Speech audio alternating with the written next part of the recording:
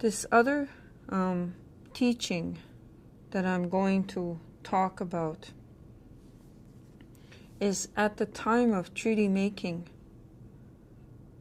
we signed a covenant, we made a covenant with the European people. They became our relatives, we adopted them through the treaty making process.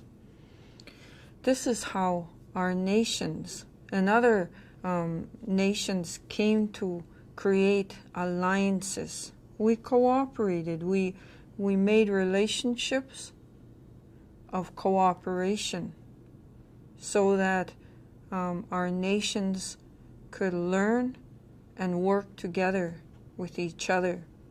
And at the time of treaty making, when we took treaty, there's treaty 4, 5, and 6 of this region, and those treaties established a kinship relationship with the European people.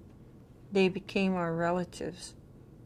The men would call them Kitsuam Noak. The women would call them Noakumaganang, which means relative. Because the kinship of the Nihio people made it so that if you're male or female, the relationship of this kinship is a little bit different. But it is a kinship nonetheless. Now, Kitsuam Noak means cousin or brother. Kitsuam Noak carried with it all of the laws of our kinship, so that when our relative enters our lodges, our places of learning, we treated them with the utmost respect and the utmost of courtesy and the utmost of our ability to share what we have. And our teachings are to guide and govern everything that we do here. And that treaty relationship is also foundational to everything Canada is based on. Without this treaty relationship, it would have been difficult to create the foundations of what is Canada today. It is this kinship relationship that we must sustain and nurture, because it's part of our nationhood as Indigenous people of these territories. So when we welcome the different nations into our learning institutions and into our different lodges, we are welcoming a relative.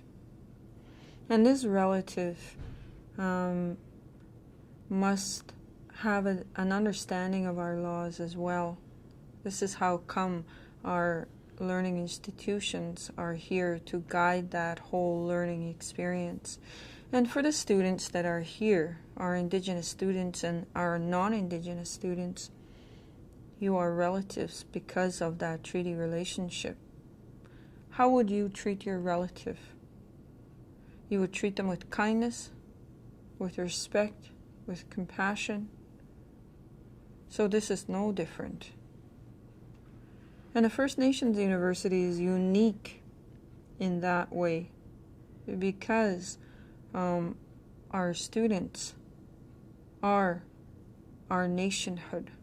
They are to embody that nationhood of laws, of values, of nurturing and sustaining the treaty relationship and adoption.